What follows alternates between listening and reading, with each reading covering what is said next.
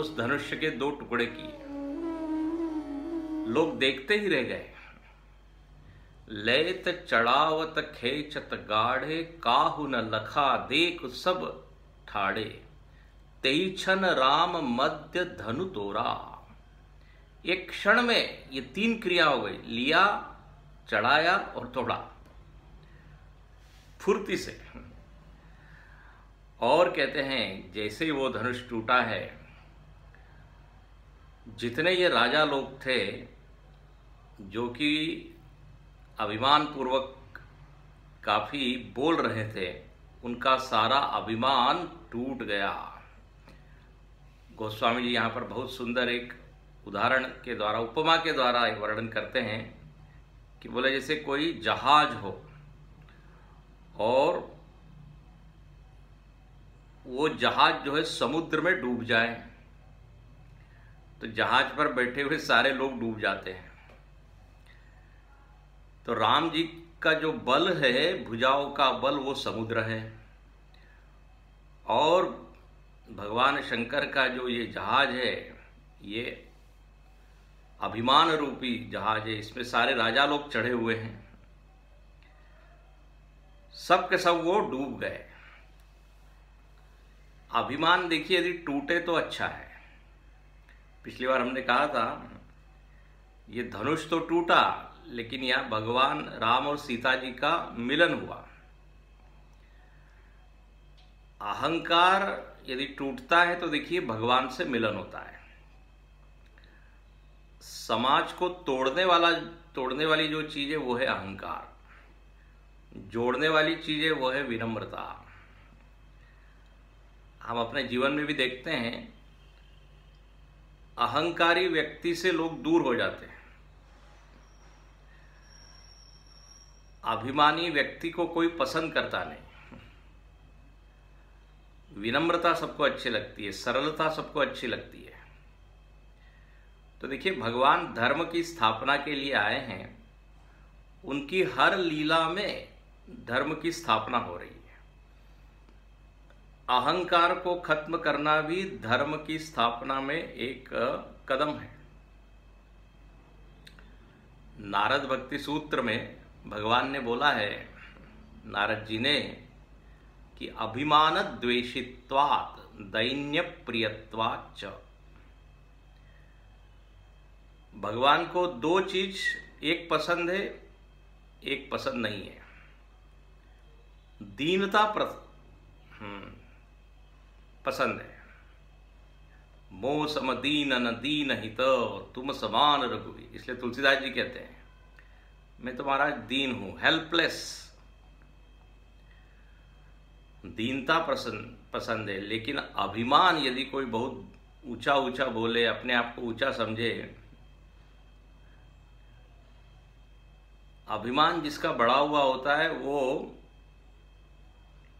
कुछ भी करने के काबिल नहीं होता। मतलब कंस्ट्रक्टिव चीज, वो न किसी की सुनेगा कि न किसी की मानेगा। अभिमानी व्यक्ति को यदि आप भाषण सुनाए तो वो ऐसे ही जैसे उल्टे घड़े के ऊपर पानी डालना, सब बह जाएगा। थोड़ी देर उसका सिर ठंडा जरूर हो जाएगा, लेकिन सिर अंदर नहीं जाएगा, पानी अंदर नहीं जाएगा, विचार अंदर नहीं जाएंगे। भाई मटके के ऊपर यदि आप पानी डालो तो मटका थोड़ी देर ठंडा हो जाएगा, लेकिन उसके अंदर टिकेगा तो नहीं ना पानी। तो ये अभिमानी व्यक्ति का ऐसा व्यक्तित्व होता है।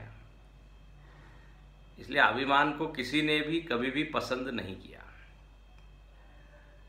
राक्षसों के पास सारी शक्तियां हैं, सिद्धियां हैं, ज्ञान है, तप है, वो भी कोई देवताओं से कम नहीं है, लेकिन एक चीज में वो मार खा जाते हैं, वो है अभिमान। सारा कपड़ा बिल्कुल बढ़िया हो, चमाचम चमक रहा हो, लेकिन एक ही दाग उसमें हो या एक जगह की फटा हो, तो उसकी खूबसूरती पे क्या वो एक दाग आ जाता है, तो दोष आ जाता है, उसको कोई पसंद नहीं करेगा। सबका ध्यान उस दाग की ओर ही जाता है। वो एक आपने सुना होगा ना, एक शिक्षक जो है वो पढ़ा रहा था कि अपने में गुण होते हैं, दोष होते हैं, और सबका ध्यान दोष की ओर ही जाता है।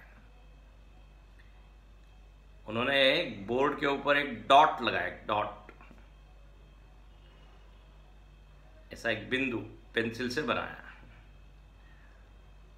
लड़कों से पूछा इस बोर्ड पे क्या दिख रहा है।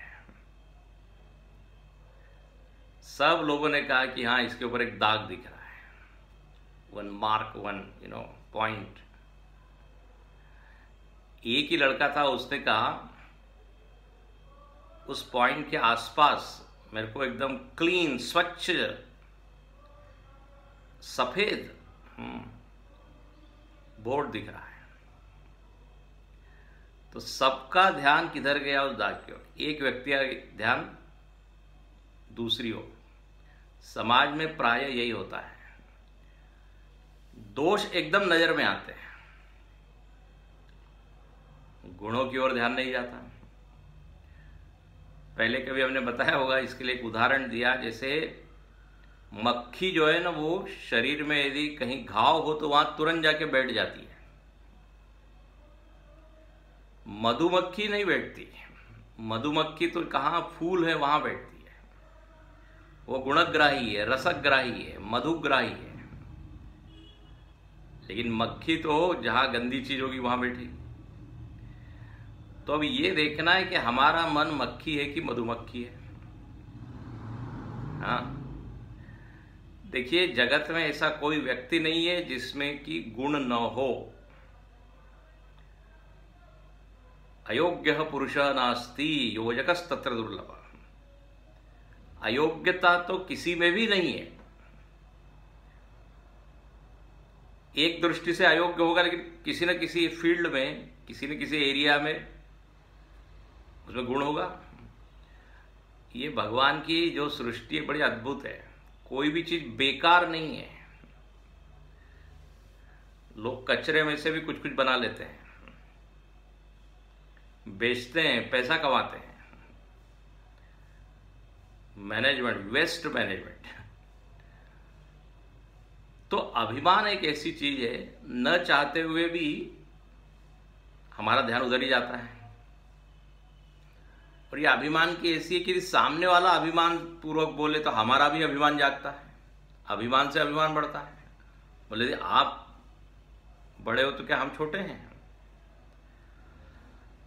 अभिमान की टकराहट होती है।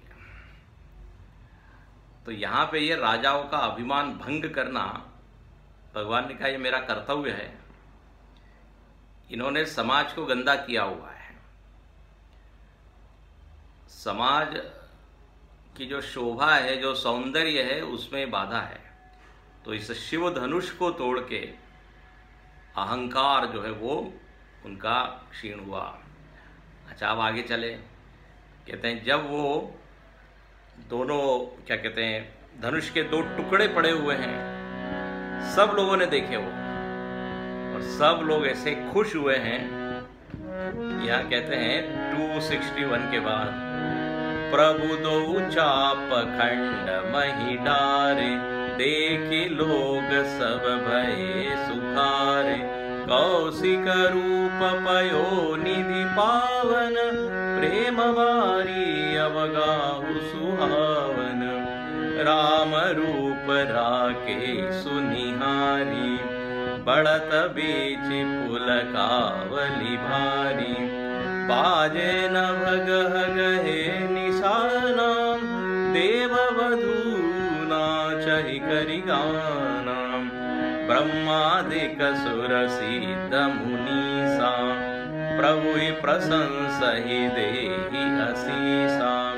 परिसहि सुमन रंग बहुमाला, गावहि किन्नर गीत रसाला। रही भुवन भरी जय जय वाणी, धनुष भंग धुनि जात न जानी। मुदित कहि जहता नर नारी, भंजऊ राम संबुधनु बारी। बंदी बिरुद बदही मति धीर, करई निछावरी लोग सब, आय गय धन मणि चीर सियावर, रामचंद्र की जय, पवन सुत हनुमान की जय, उमापति महादेव की जय, बोलो भाई सब संतन की जय। जब भगवान ने दोनों टुकड़ों को नीचे डाल दिया धनुष के, धनुष तो टूटा है लेकिन मन सबके जो है भगवान से जुड़ गए, सब भगवान को देखने लगे। और यहाँ लिखते हैं कि राम रूपी चंद्रमा को देखकर, देखो चंद्रमा को देखकर समुद्र में लहरें जो है उठती हैं। तो विश्वामित्र जी आदि जितने लोग थे, जो भक्त लोग थे, उनके भीतर आनंद की लहरें उठने लगी राम रूपी चंद्रमा को देखकर, और सारे ब्रह्मांड में जय जयकार होने लगी। ब्रह्मादि देवता, सिद्ध, मुनि लोग वो जो है भगवान की स्तुति करने लगे, कुछ लोग भगवान को आशीर्वाद देने लगे, फिर पुष्पवृष्टि करने लगे। जो अप्सराएं हैं, जो इंद्रादि देवता हैं, बड़ी सही सुमन रंग बहुमाला, और केवल फूल ही नहीं, फूल की माला बना बना के डाल रहे हैं। हाँ देखिए, फूल की मालाएं, पुष्प मालाएं, और गीत गाने लगे यक्ष किन्नर सब। उसके बाद कहते हैं सब दूर एक ही न्यूज है, ब्रेकिंग न्यूज, ब्रेकिंग न्यूज। क्या? धनुष भंग, राम जी ने धनुष को तोड़ दिया, बधाई हो, बधाई हो, everybody is congratulating each other. क्योंकि देखिए, हमने पीछे बोला था, एक होती है व्यष्टि इच्छा और एक होती है समष्टि इच्छा। एक होती है ना ओमनी विल, फ्री विल, तो एक तो अपनी इच्छा है और एक समष्टि की इच्छा है। तो यहां पर तो समष्टि इच्छा पूरी हुई, भगवान समष्टि है, टोटल माइंड हम जिसको कहते हैं। तो पूरे ब्रह्मांड में जय जयकार हो रही, क्योंकि सबके मन की बात भगवान ने पूरी कर दी। और कहते हैं मुदित कहई जहाँ तह नर नारी, भंजेउ राम संबुधन भारी। जो बड़ा भारी धनुष था, बड़ा कठिन था, जिसको राजा लोग 1 मिलीमीटर हिला नहीं पाए, थोड़ा जिसने हिलाया उनके पैर पे टूट गिर गया, ऐसा ये भारी धनुष को भगवान ने सहज विद इन अ सेकंड तोड़ दिया। और कहते हैं बंदी मागध सूत गण, जो कवि लोग हैं, भाट लोग हैं, वो लोग भगवान की कीर्ति का बखान करने लगे, और सब लोग भगवान के ऊपर क्या निछावर करने लगे। निछावर का मतलब होता है डोनेटिंग, दान करने लगे। क्या क्या दान? हाथी, घोड़े, धन, मणि। देखो, जब व्यक्ति खुश होता है तो उसका खूब देने का मन होता है ना। इसलिए किसी बढ़िया ऑकेजन पे देखिए लोग जो है देते हैं, बोले आज हमारा बर्थडे है, आज हमारा का वेडिंग एनिवर्सरी है, तो लोग जो है कहीं कहीं जाके कुछ कुछ देते हैं। आनंद से मन व्यापक होता है, ध्यान से सुनना। जब मन दुखी होता है तो बिल्कुल छोटा हो जाता है। आनंद का परिणाम है व्यापकता, और व्यापकता का परिणाम है उदारता। हाँ, मन उदार हो जाता है। जब व्यक्ति खुश होता है तो उस समय कोई उसकी निंदा भी कर रहा है, कुछ भी बोल रहा है, तो भी उसको कोई फर्क नहीं पड़ता, क्योंकि उसका मन में इतना आनंद भरा हुआ है कि छोटी मोटी चीज उसको दुख नहीं देती। तो भगवान ने ऐसी लीला की कि सब दूर आनंद छा गया, उनका चित्त व्यापक हो गया, सब लोग। अच्छा, अब आनंद आता है तो क्या होता है? वो प्रकट होता है। कुछ कुछ चीज ऐसी है वो प्रकट किए बिना रह नहीं पाती, वो लोग समझ ही जाते हैं। जैसे कोई रोग हो गया हो या फिर किसी ने प्याज खाया हो तो सबको समझ में आ जाता है प्याज खा क्या है। वो आपको सुनाया था ना पीछे कि एक सेब जो है, एप्पल, यदि हम खाएं तो वो क्या करता है, डॉक्टर को दूर कर देता है। एन एप्पल ए डे कहते हैं ना, कीप डॉक्टर्स अवे। और यदि प्याज खाया जाए तो कीप्स एवरीवन अवे, सबको मालूम पड़ जाता है। प्रेम जो है वो सबको मालूम पड़ जाता है। तो आनंद भी, आनंद रह नहीं पाता अपने में, तो वो गीत के माध्यम से, नृत्य के माध्यम से, कि अगर कोई वाद्य हो तो वाद्य ही बजाने लगता है। हम लोग सिद्धवाड़ी में जब कोर्स करते थे तो पूज्य गुरुदेव आते थे शिविर के लिए, कैंप्स के लिए, और जब वो डाइनिंग हॉल में आते थे भोजन के लिए, सब लोगों को बड़ा मजा आता था। तो वहां पे थाली, गिलास, चम्मच, प्लेट, उसी पे बजा बजा के लोग जो है भजन गाते थे। अब किचन में तो यही सब रहेगा, किचन का स्टाफ जो है वो भी। तो आनंद है, खुशी है, जो मिल जाए उसी को बजाते हैं। अब कुछ नहीं हो तो लोग ताली बजाते हैं। तो यहां पर यही सब हो रहा है। और कहते हैं एक 262 के बाद कितने प्रकार के वाद्य है, देखिए वो सब वहां बजाने लगे।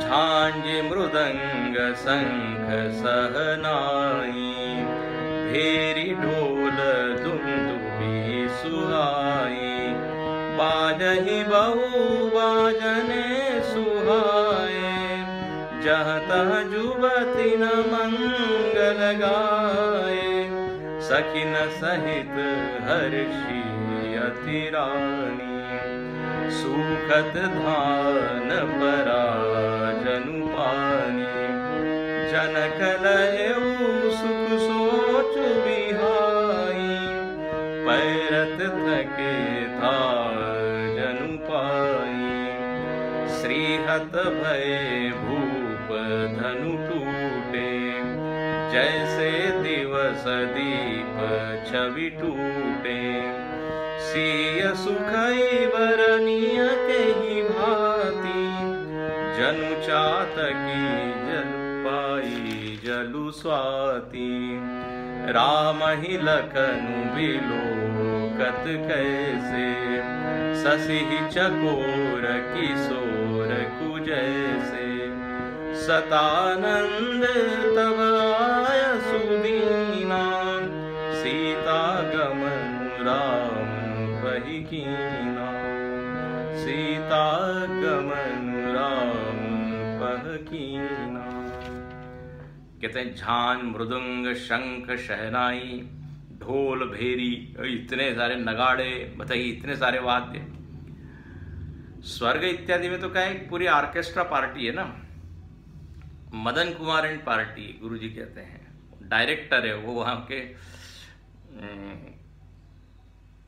पूरे उस ऑर्केस्ट्रा को कंट्रोल करने वाले अप्सराएं हैं वहां, नर्तकियां हैं, फिर गायक हैं। तो सब अपना अपना काम करने लगे। और कहते हैं सीता जी बड़ी खुश हो गई। यहाँ बड़ा सुंदर, अब यहाँ उपमा दी गई है, बोले ऐसे सूखा हुआ धान हो, उसके ऊपर पानी पड़ जाए तो कैसे वो हरा भरा हो जाता है, हरियाली आ जाती है। सीता जी ने वैसे ही, उनका जो एकदम भयभीत हो रही थी, डर रही थी, कौन तोड़ेगा कौन तोड़ेगा, शिव धनुष को, एकदम उनके चेहरे पर एक मुस्कान, आनंद छा गया। जो जनक जी महाराज थे, बहुत ही सुंदर उपमा दी है यहाँ। बोले ऐसे कोई बहुत तैर रहा है पानी में, बिल्कुल मझधार में, बीच धार में, वो चाहता है कि जल्दी कुछ किनारा मिले, पैर में जमीन लगे तो मेरी थकान दूर हो। तो राम जी ने जब शिव धनुष तोड़ा है तो जनक जी महाराज को ऐसा ही अनुभव हुआ जैसे थके हुए को किनारा मिल जाए। सूरज की गर्मी से जलते हुए तन को मिल जाए तरुवर की छाया। बिल्कुल ऐसा ही, क्योंकि परेशान हो रहे थे, कोई तोड़ नहीं पा रहा था। लेकिन जैसे ही टूटा है, थके हुए तैराक को यदि कोई किनारा मिल जाए, थाह मिल जाए, उसको कहते हैं।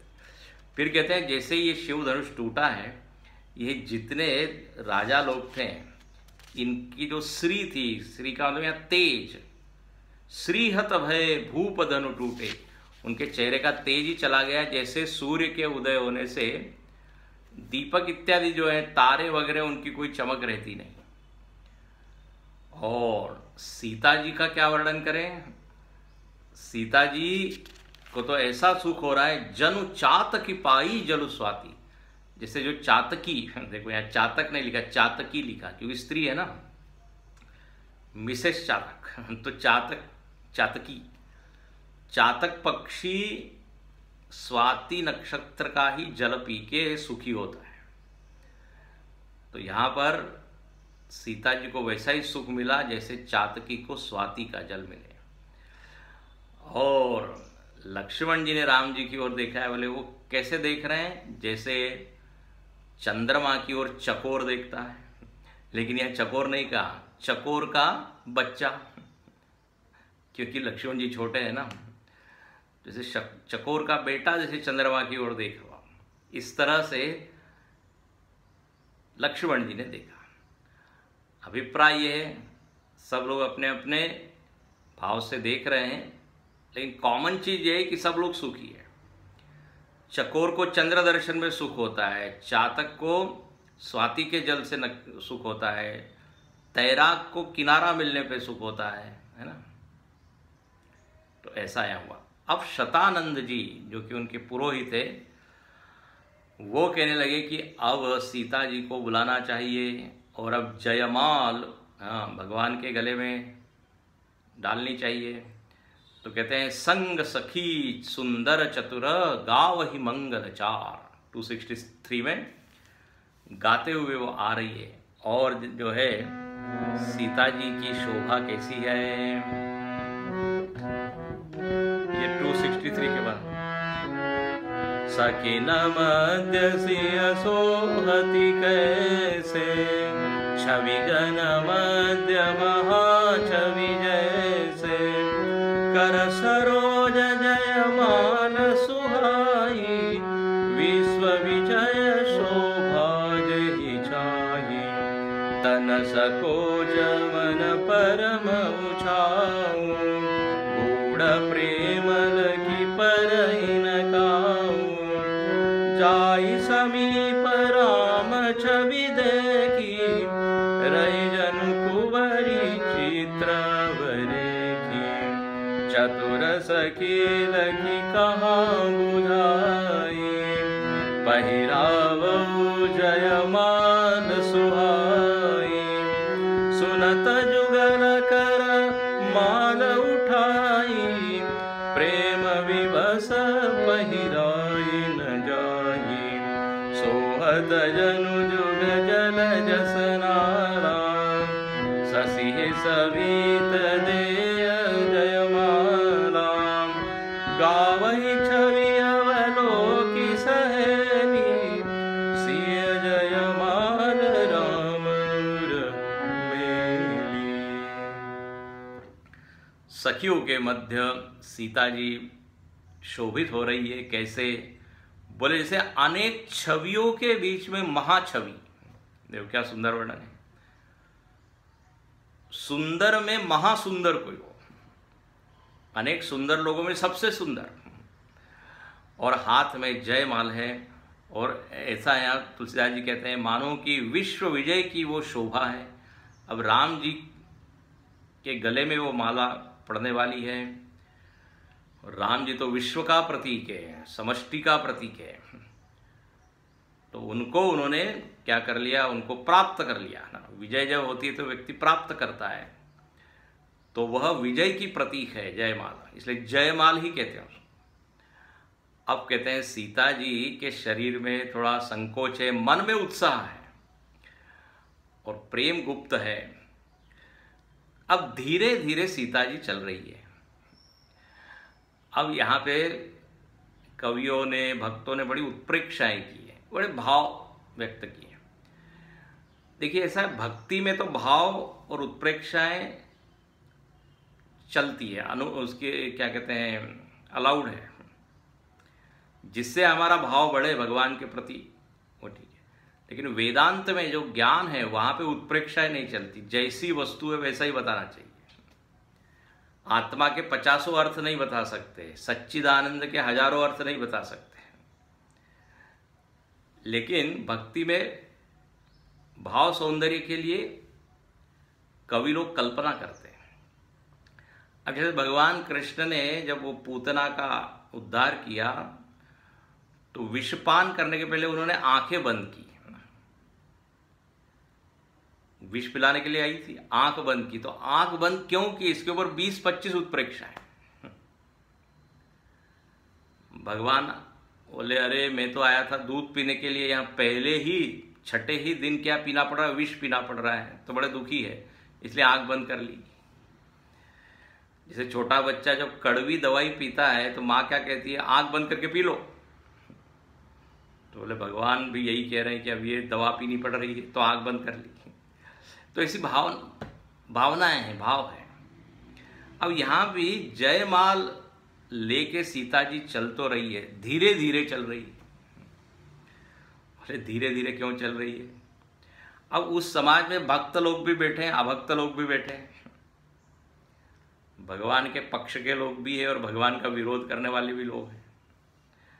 अब जाकी रही भावना जैसी, जिसकी जैसी भावना है। तो किसी ने कहा है सीता जी धीरे धीरे चल रही है, बोले लग रहा है ये सीता जी के मन में कोई प्रेम वगैरह है नहीं राम जी के प्रति। अब इन्होंने धनुष तोड़ दिया है तो अब जय माल डालनी पड़ेगी, इसलिए अब चल रही है अनमने भाव से। कहते हैं ये अभक्त लोग देखो, अरे जिस काम में अपने को उत्साह नहीं होता वो तो हम धीरे धीरे ही करते हैं ना, ठीक है करेंगे, क्या जल्दी है।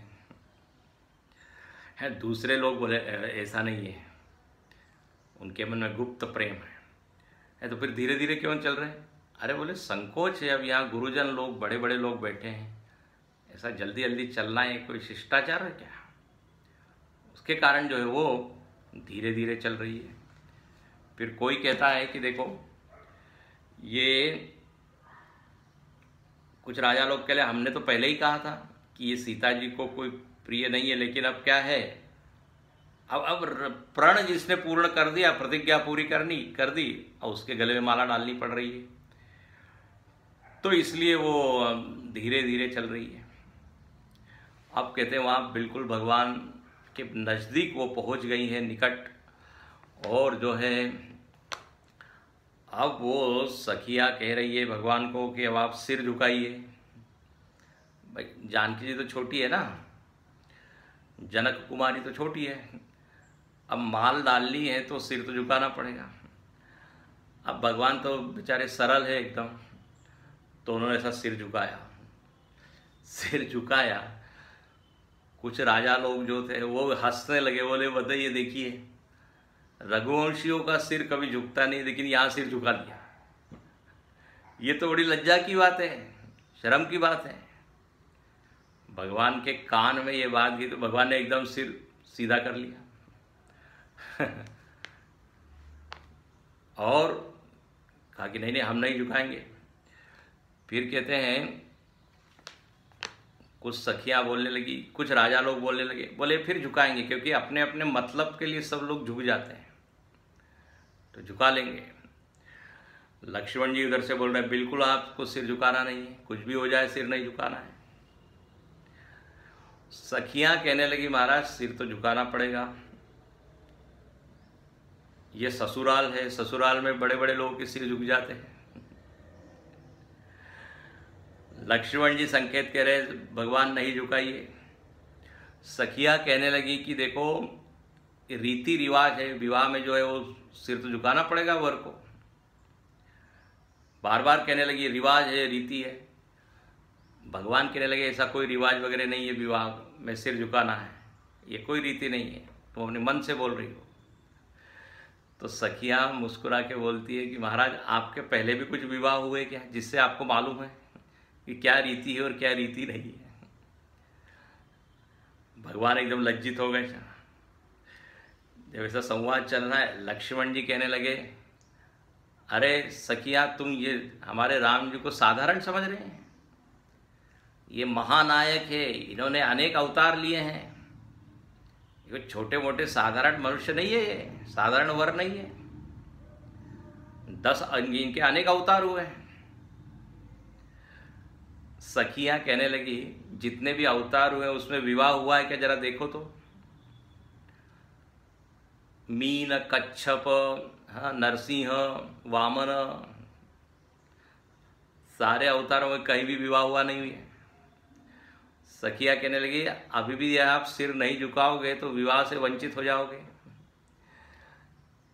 इसलिए सिर झुका दीजिए।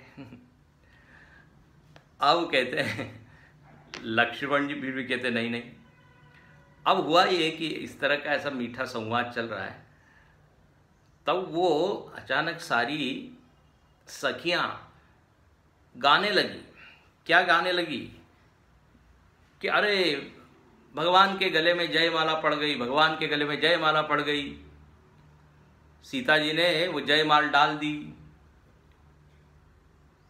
अब राम जी कहने लगे, तो झूठी बोल रही, कहाँ जयमाल पड़ी। लेकिन जो है बार बार कोई ऐसा झूठ बोलता है ना, तो एक बार लगता है कि जरा परीक्षण कर ही लिया जाए। ऐसा होता है ना समाज में। तो कहते हैं भगवान ने देख ही लिया थोड़ा गर्दन झुका के कि वास्तव में कहीं गिर तो नहीं गई, मेरे गले में जयमाला पड़ तो नहीं गई है। तो उन्होंने सिर झुकाया। जैसे ही सिर झुकाया, सखियों ने इशारा किया सीता जी को, डालो। और जयमाल जो है भगवान के गले में माँ जानकी ने डाल दी। बोलिए सियावर रामचंद्र की जय। और तब भगवान का नाम पड़ा सियावर, सीता जी का वर। तो झुका दिया। सीता जी जो है, राम जी भीतर ही भीतर बोल रहे हैं सीता जी की, इतनी देर क्यों की, धीरे धीरे क्यों चले आ रही थी तुम। सीता जी ने कहा, आपने भी तो हमको बहुत तरसाया था, जल्दी धनुष तोड़ नहीं रहे थे, बड़े धीरे धीरे आ रहे थे, जल्दी उठ के तोड़ना चाहिए। तो आपने धीरे किया तो हम भी धीरे। ऐसा वहाँ बड़ा मधुर संवाद। अच्छा, कहीं कहीं पर एक दूसरा भी भाव है। राम जी को झुकाना था, जब तक राम जी झुकेंगे नहीं वो जयमाल पड़ेगी नहीं। तो अब झुके कैसे? तो ऐसा कहते हैं लक्ष्मण जी वहाँ गए और लक्ष्मण जी ने भगवान के चरणों को प्रणाम किया। तो भगवान कहने लगे, अरे अरे अरे तुम के यहाँ क्या कर रहे हो, चरण क्यों स्पर्श कर रहा हो। और लक्ष्मण जी को उठाने के लिए भगवान झुके। सखियों ने तुरंत इशारा किया, सीता जी को डाल दो, यही मौका है। तो ऐसे लोगों के अलग अलग भाव हैं। और भगवान कहते हैं अब सामने शक्ति है तो शक्ति के सामने तो झुकना ही पड़ेगा ना। सीता जी तो शक्ति है। तो यहाँ पर लिखते हैं पहिराव जयमाल सुहाई।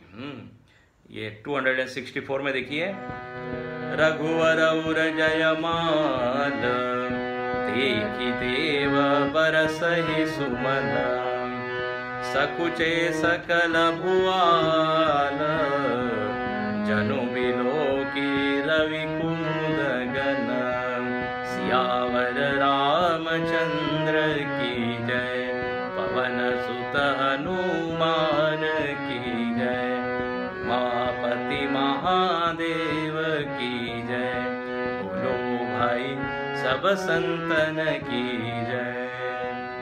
सब लोग जय जयकार करने लगे।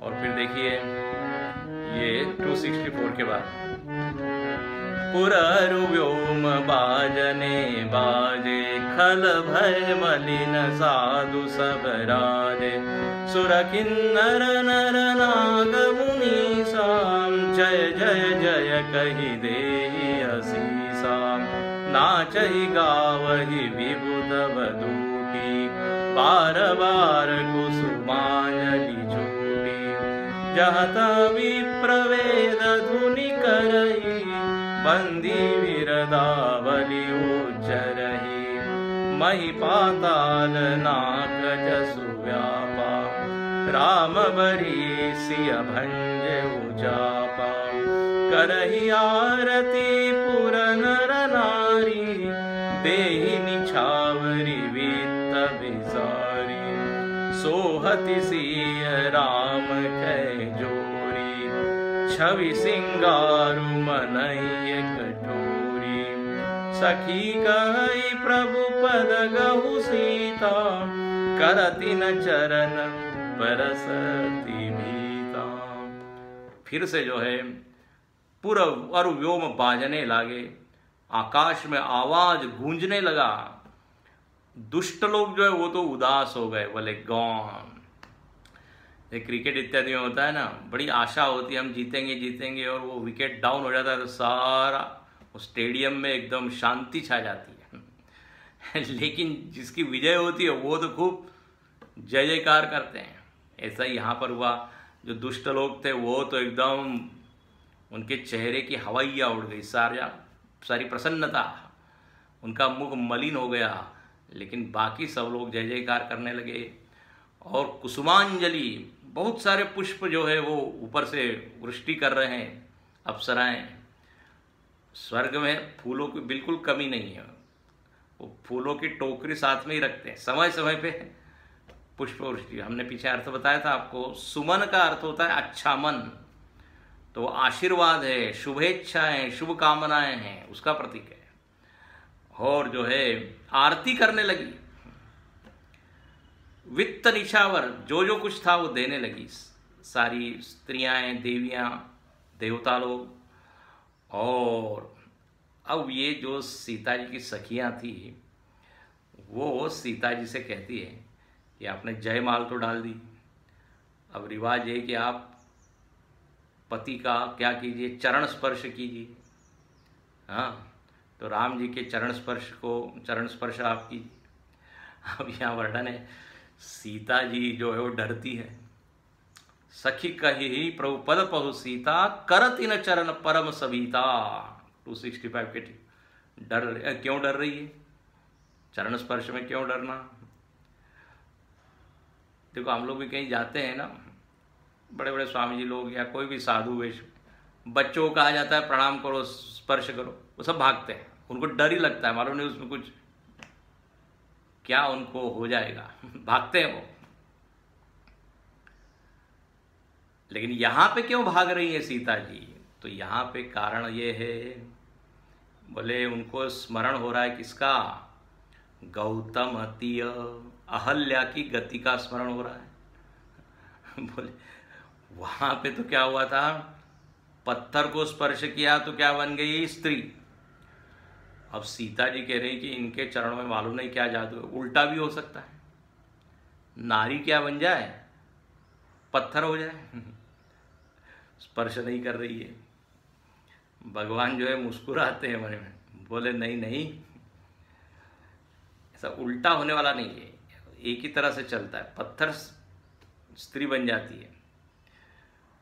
सीता जी भी जो है विनोद कर रही, मुस्कुरा रही है, और उन्होंने स्पर्श किया है। अब कहते हैं उस समय, अभी तक तो ये राजा लोगों को लग रहा था कि मालूम नहीं सीता जी ने स्वीकार किया है कि नहीं, ठीक से मन से किया है कि नहीं, लेकिन जब देखा कि हाँ तो जयमाल भी पड़ गई है, उन्होंने स्पर्श भी कर दिया है, तो वो सारे के सारे राजा लोग जो है बोले आप क्या करना चाहिए, यहाँ पे कुछ दंगल कर देना चाहिए, ऐसा कुछ कर दिया जाए कि ये सब तहस नहस हो जाए और फिर हमको सीता जी मिल जाए।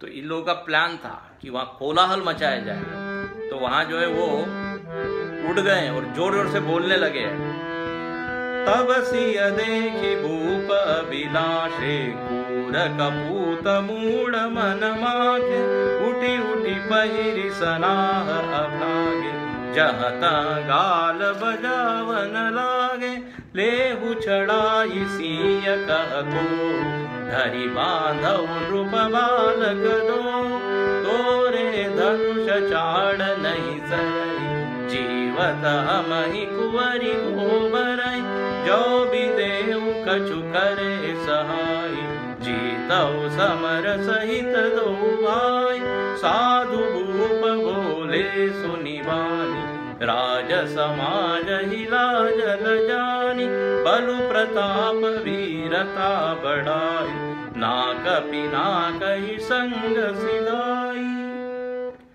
सारे के सारे जो दुष्ट राजा लोग थे वो ललचा उठे सीता जी को देखकर और कहने लगे सीता जी तो हमको मिलनी चाहिए, अब क्या करें? तो लोग झगड़ा करें। जब सीधे से नहीं होता तो झगड़ा करके, हाँ, मार काट करके अब हम सीता जी को लेंगे। तो कहते जो दुष्ट लोग थे, जो कपूत थे, उठने लगे तमतमा के और जो जोर जोर से बोलने लगे। क्या बोले? ये राम जी को पकड़ लो, लक्ष्मण जी को पकड़ लो, इनको बांध दो, धरी बांध दो, उन पर बालक दो। दूसरे राजा लोग बोले तुम करो ना, तुम क्यों यहां से बोल रहे हो, जाओ। कोई कोई लोग केवल भड़काते हैं, याद रखना है, भड़काने वाले आगे नहीं जाते हैं, वो पीछे से केवल भड़काते रहते हैं।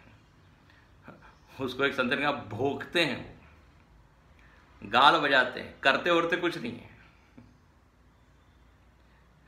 वो एक भोंकने पर से मेरे को याद आया, एक विदेश का कुत्ता जो है वो भारत में आया। अब भारतीय कुत्तों ने बड़ा उसका सम्मान किया। भाई विदेश से भी कुत्ता भी आए तो फिर उसका तो सम्मान होता ही है। हमारे यहाँ तो अतिथि देवो भव, ये उसका बड़ा सम्मान हुआ और कहा कि वाह कैसा है आपका देश? बोले हाँ अच्छा है। वहाँ कैसा है खाने पीने की व्यवस्था? बोले बहुत अच्छी है सब। जलवायु कैसी है? बोले सब अच्छी है।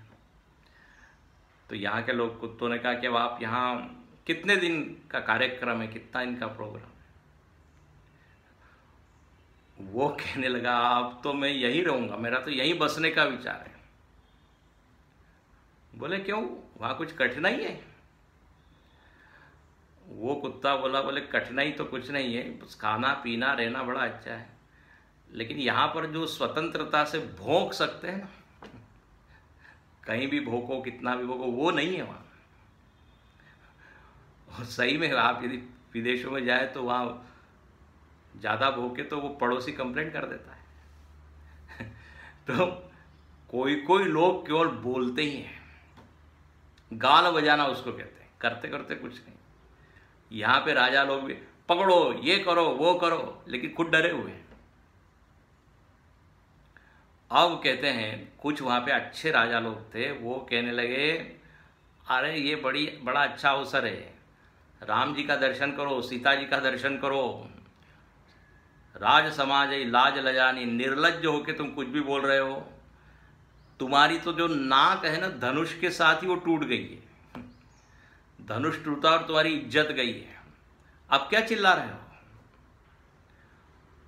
और ईर्ष्या घमंड ये सब छोड़ के, क्रोध छोड़ के राम जी की छवि को देखो। और यहाँ पे वो अच्छे राजा लोग इनको सावधान करते हैं, बोले देखो राम जी तो बड़े विनम्र हैं, वो कुछ नहीं बोलेंगे, लेकिन उनके पास में जो बैठे हैं ना, उनका गुस्सा पहले देख लिया है ना आपने, धनुष टूटने के पहले कैसे खड़े हुए थे। लक्ष्मण जी अग्नि की तरह है और तुम लोग पतंगे के समान है, उन चिल्ला के तुम खुद ही अपनी मौत को बुलावा दे रहे हो। जिसे पतंगा होता है ना, वो खुद ही जाता है कहाँ पे, वो अग्नि की ओर, दिए की ओर, वो मर जाता है। इसलिए ये मत करो। और कहते तुम लोगों को सीता जी चाहिए, ये तो ऐसे ही है जैसे गरुड़ का भाग कौवा चाहे, जो गरुड़ को मिलना चाहिए कौवे को मिले, सिंह का भाग खरगोश को मिले। तुम लोग तो ऐसे छोटे छोटे हो, तुम योग्य नहीं हो। और जैसे लोभी लोलुप कल कीर्ति चाहिए, जैसे लोभी और लालची व्यक्ति कीर्ति को चाहे। देखो यहाँ बहुत बढ़िया सब जीवन के नियम बताए। लालची व्यक्ति को कीर्ति नहीं मिलती है। अब आप देखते रहते हैं ना, समाचार आते रहते हैं, इतने का करप्शन किया, इतने पैसे गबन किए। जहां लोगों को मालूम पड़ता है ये करप्ट है, इतना लोभी है, लालची है, उसका यश कीर्ति सब खत्म हो जाती है। लोभी लोलुप कल कीर्ति है, अकलंकता की कामी लहे, जो कामी है वो निष्कलंक नहीं रह पाता, उसके ऊपर कलंक लग जाता है। और ऐसे ही बहुत ही सुंदर हरिपद विमुख परम गति चाहा। हरि से विमुख रह के यदि कोई चाहे परम गति मिल जाए तो होगा नहीं, ये असत्य है, ये कभी संभव हो नहीं सकता। तो बोले इसी तरह तुम्हारा लालच है, तुम्हारा लालच भी असंभव है, ये कभी पूर्ण होगा नहीं। अब कहते हैं वहां इस तरह कोलाहल हो रहा है, सीता जी फिर शंकित हो गई। सखियां जो है सीता जी को एक तरफ ले जाती हैं। अब जो है सारी रानियां भी, वो जो दुष्ट राजा हैं उनके वो वचन सुन के बड़ी मन ही मन क्रोधित हो रही है। लक्ष्मण जी को भी गुस्सा आ रहा है, वो इधर उधर देख रहे हैं। लेकिन लक्ष्मण जी का एक याद रखना, लक्ष्मण जी का क्रोध जो है राम जी के अंडर है, राम जी के अधीन है। जब तक राम जी इशारा नहीं करें, हरी झंडी न दिखाएं, तब तक वो व्यक्त नहीं करते। इधर उधर देख रहे, उनका मन तो हो रहा है राजाओं को पकड़ के मारा जाए। नेत्र लाल हो गए, अरुण नयन भ्रुकुटी कुटिल चितवत नृपन सकोप 267 में। नेत्र लाल है, भुएं टेढ़ी हो गई है, क्रोध से वो राजाओं को देख रहे हैं। जैसे मतवाले हाथियों को देखकर, हाँ, सिंह जो है उसको जोश आता है, आक्रमण करने के लिए तैयार होता है। इस तरह का वहां वातावरण है।